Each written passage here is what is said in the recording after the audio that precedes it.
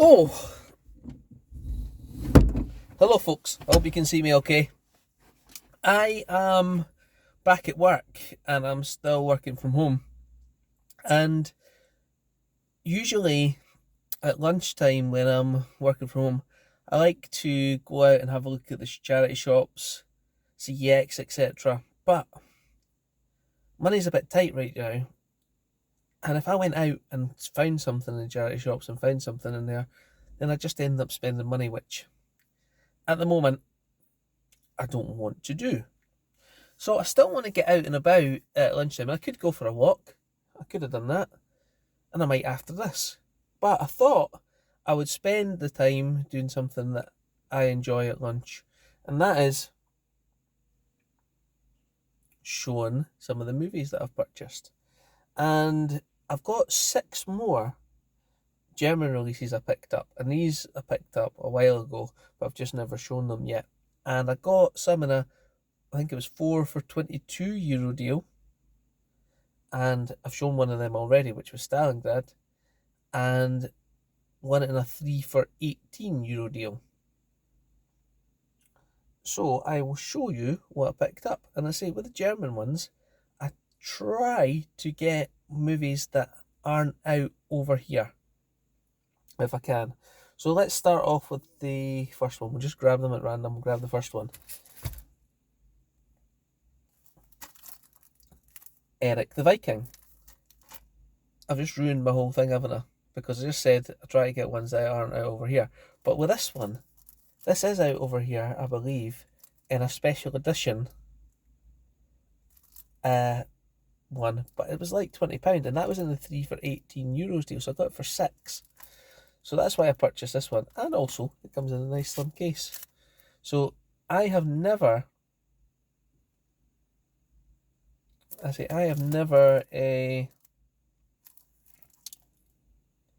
seen this one, but I just seen the cast, Tim Robbins, John Cleese and Mickey Cooney, and I thought, yeah, you know what, why not? Let's take it. And for a £5, that's what I've done. So it's 93 minutes. And I don't know anything about this film at all. Just gonna make sure it's got English. It does have English audio on it. I should really check that before I buy them, shouldn't I? But yeah, so there we go. So I have no idea what this film's about. And because it's in German at the back, I can't tell you anything about it either. Should have been more prepared, shouldn't I? Oh, there we go. 1408. I seen this a long time ago, and I'm pretty sure I really, really enjoyed it. John Cusack and Samuel L. Jackson, and I'm pretty sure it's a horror sort of mystery one. Oh, it's from Stephen King one. And actually, I didn't know that. And it says collector's edition, director's cut. And I thought I wouldn't mind revisiting that at all. And I looked at, I was like, when I seen it on the site, the Amazon Germany site, I looked and I thought, is that available in the UK on Blu-ray? And it turns out it isn't, unless I'm wrong. See if I'm wrong about any of these. Feel free to put them in the comments, because I would like to know myself if I've been I was going to say a giant donkey and bought them, even though they are over here at a cheaper price or something like that. But there you go. So 1408, and I remember that being a really, really good film. So I'm looking forward to revisiting that one. This one here, The $6 Million Man, the film. I actually started watching The $6 Million Man, the series, and as far as I know, this movie is supposed to be before that. So I really should have watched that first, but I've watched about 8 episodes now. That doesn't even look like Steve Austin, does it? Doesn't even look like Lee Majors on the front, does it? It doesn't even look like him. To be fair, you know what? I actually always remember Lee Majors better, because I was born after this was out. And The Fall Guy, I really loved that show with his big truck. And you know what's strange about The Fall Guy is that it's only got even 1 or 2 series released even on DVD, because there's some kind of rights issue with the music. and you can't get the Fall Guy. So, better get back to talking about the film. So, the $6 Million Man, the film, I should have watched that before I watched the episodes, but I haven't. So, there you go.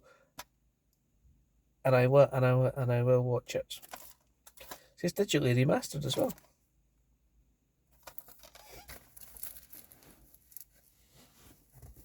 Oh, this is a movie I remember, a really creepy movie if I remember rightly. This one coming up, and it is, can't tell from the title, but it's Unlawful Entry, with Ray Liotta, Kurt Russell, and Madeline Stowe. And I've seen this one, and from what I remember, it's a bit like Pacific Heights. I really need to get that as well. Does anyone remember Pacific Heights, where Michael Keaton plays a really bad tenant to the couple? So this was a bit different. So I think I think Kurt Russell and his wife are friends with Ray Liotta to start off with, but he then starts overstaying his welcome, and I think they chuck him out.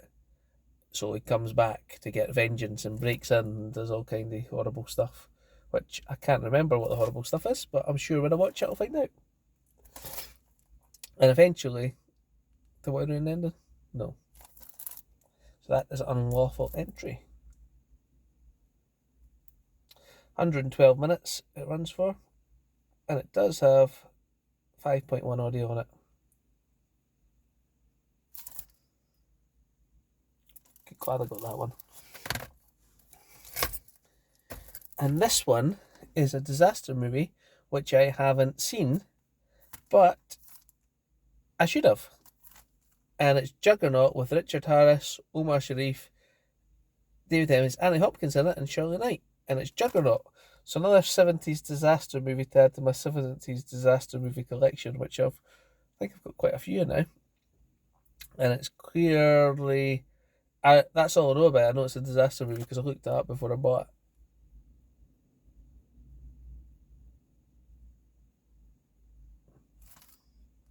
So there you go.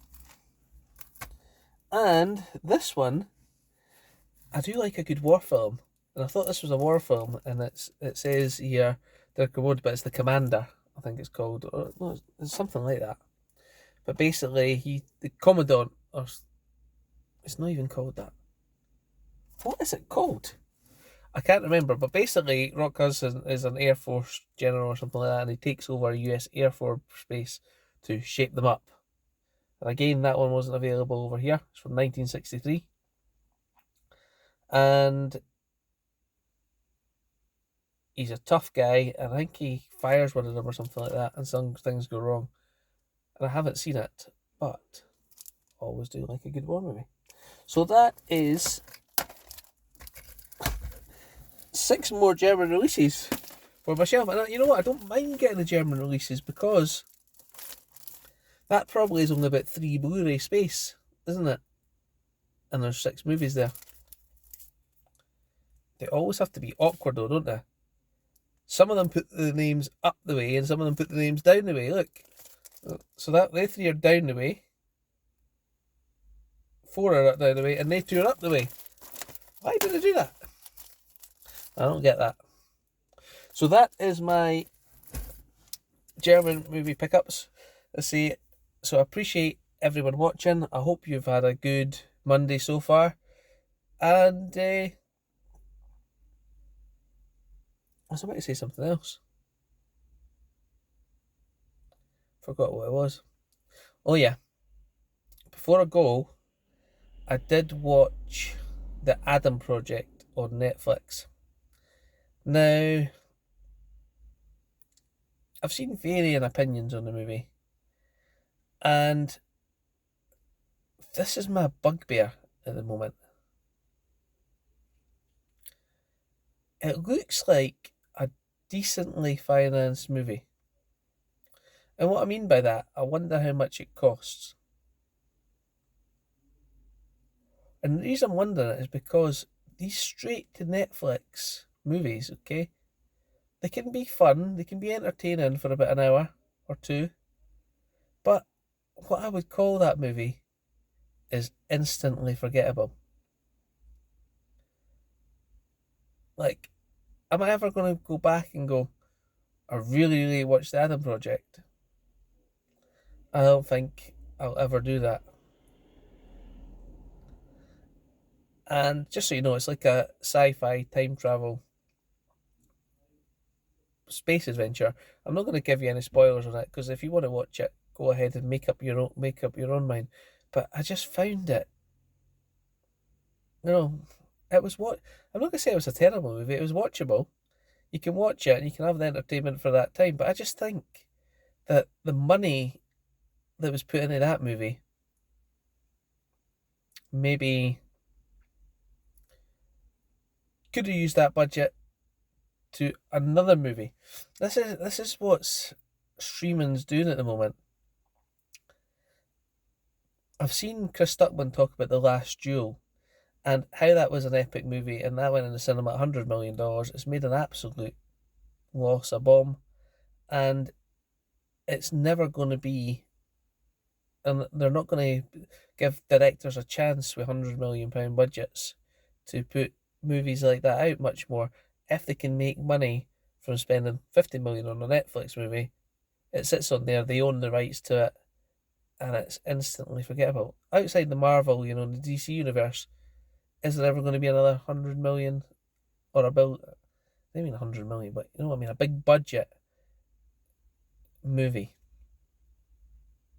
I'm rambling here. What I'm trying to say is, I think the Netflix movies are lower quality, and I think they're spending like if they've got 100 million, I say let's split that over 3 films rather than make one really good one. That's what I'm saying.